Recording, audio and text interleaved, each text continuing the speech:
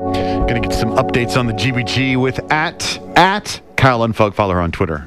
Clearly, Nicolas Cage needs to listen to the radio a little bit more because I'm not sure he's heard the hit song LMFAO.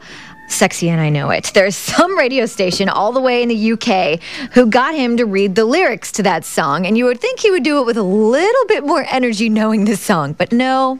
I'm sexy and I know it. Check it out. Check it out. Wiggle, wiggle, wiggle, wiggle, wiggle, yeah. Wiggle, wiggle, wiggle, wig, yeah, wig, yeah. Do the wiggle, man. I do the wiggle, man. Yeah, I'm sexy and I know it. Yeah. Yeah.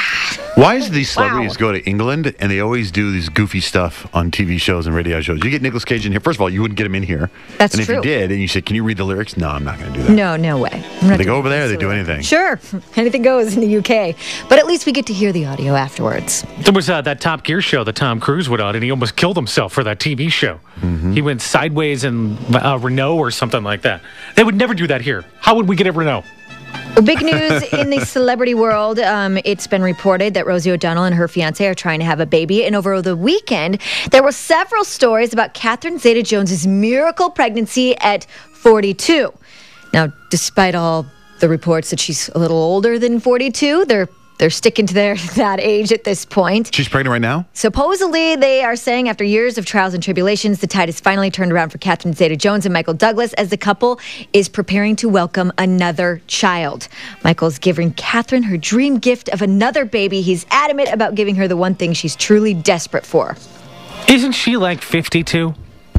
That's what a lot of people think. She's in her 50s, or maybe even older. I've seen little stories of people that went to school with her. Yeah, we graduated the same year. How is she 10 years younger than me? That's what I'm saying. She was really smart. She says kid. She's 42. Yeah. In any case, big news over the weekend. The 911 tape from when Demi Moore OD'd has been released. Now, this thing is heavily edited. There really isn't reference to specific drug uses or anything like that, but listening to this thing, and it's 10 minutes long, but listening to this thing, you really get an idea of how serious this situation was. There was one female voice in the beginning of the call where she tells the 911 operator that Demi smoked something. It's not marijuana. She says it's similar to incense, appears to be having convulsions of some sort, talks about how Demi is semi-conscious, doesn't really know what other things she's been taking or not.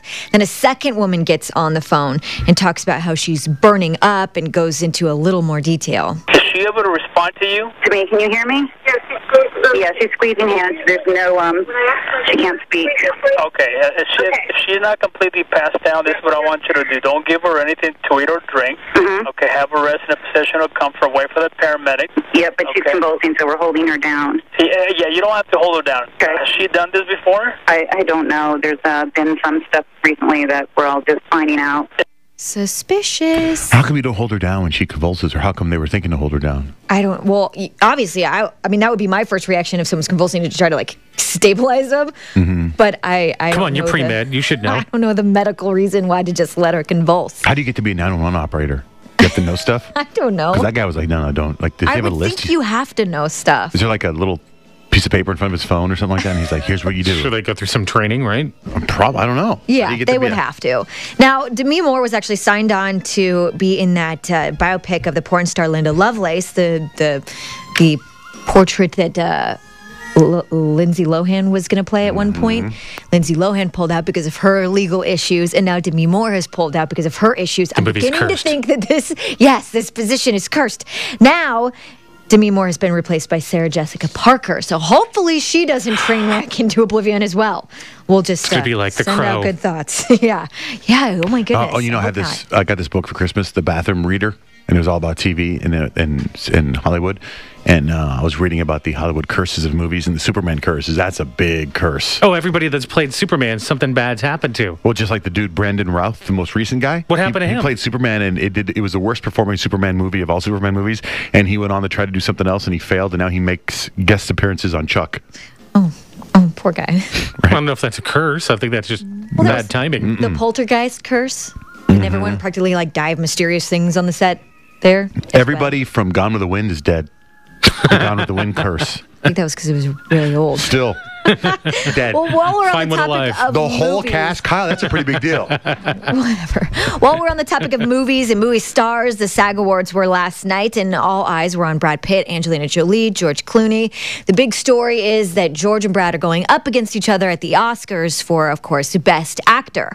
Well, they were both nominated for Best Actor at the SAG Awards. On the red carpet, though, I picked out a couple of very interesting points. E was interviewing George Clooney. Stacey Keebler was up there doing the interview with him, which is, kind of a new thing for George to have his girlfriend by his side during, red carpet interviews. Usually they talk to him separately. And they have a couple of awkward moments, but there's a moment where the interviewer asks George Clooney about something quite personal. Would you ever drop trow in a movie? I'm 50. I was just trying to get my trow up is my problem, Is that what it is? Yeah. All right. That's a good answer. You see Stacey Keebler on the side kind of like wanting to say, oh, no, that's not his problem. Trust me. You know what I mean? I Kind of think he like might awkwardly be. standing there. He might be a little whipped for her. You Yeah. know, because the stories you've heard about him before with girls, like, if you ever talk about me, it's over. And you Right. see him, he just dumps these girls. This chick is like goofy around him. You've seen her? Almost embarrassing She around would him. run any guy that she dated. She's that kind of person. And he seems to be a little like. He's deals with liking it. her a lot, that's for sure. Now, another moment on the red carpet that I picked out that I thought was really, really sweet was during the interview with Brad Pitt. The interviewer brings up the moment in Moneyball. And if you haven't seen the movie, there's this moment where Brad Pitt's character and Brad Pitt's daughter in the movie are having this really intimate father-daughter moment where she sings for him. And he's just got this look on his face, as if he was almost looking at his own child. And they ask what inspired that look on his face. Well, I mean, that Karis is multi-talented. She can sing. She can sing like the birds. She's just a beautiful talent. And, that pride you have in your child when your child does something that's you have nothing to do with. That's what that moment is. Isn't that sweet? Have you heard the song? Yeah. 'Cause I saw the movie and I'm like, I know that song from somewhere. I don't know where I know it, but she writes the song for her dad. And I'm wondering if in real life that's what happened and if that song's a popular song. Because it sounds like it's a Kobe Callier song. What is it? Do you know it? I don't know the name of It it goes, either. Yeah, I don't know the name of it. Sounds like an iPod commercial. I saw the movie this weekend, and I don't really remember what the song is. It didn't was sound familiar? No. It was a very cute moment, and even more adorable how you can see Brad Pitt's basically talking about his own children at that point in the interview. If you missed, the red carpet interviews or anything from the SAG Awards, lots of celebrities looking super sexy, you can get a full recap on our website, johnjayrich.com, keyword GBG.